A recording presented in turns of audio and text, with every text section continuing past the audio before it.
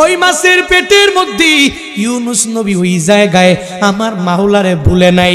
এই মাছের পেটেও অন্ধকারের মধ্যে ওই জায়গায় সিজদার মধ্যে পড়ে ইউনুস নবী আল্লাহরে জানায়া দেয়। প্রথমবার আল্লাহকে কি বলে?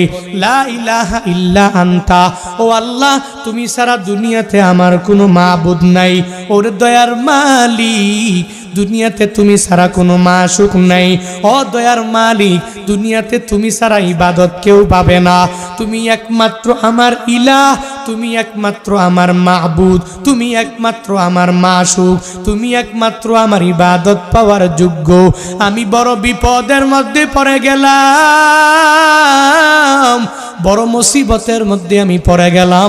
এই মুসিবত থেকে তুমি আমারে বাঁচাইয়া দিতে পারো। দুনিয়ার কোনো ব্যক্তি এই বিপদ থেকে আমারে বাঁচাইতে পারে না। দুনিয়ার কোনো ব্যক্তি এই মুসিবত থেকে আমাকে বাঁচাইতে পারে না।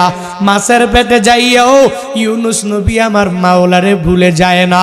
ইউনুস নবী যখন আল্লাহকে জানাইয়া দেয়, আল্লাহ লা ইলাহা ইল্লা আনতা, ও দয়ার মালিক তুমি সারা কোনো ইলা নাই, তুমি সারা কোনো মাবুদ নাই, তুমি সারা কোনো মাশুক নাই।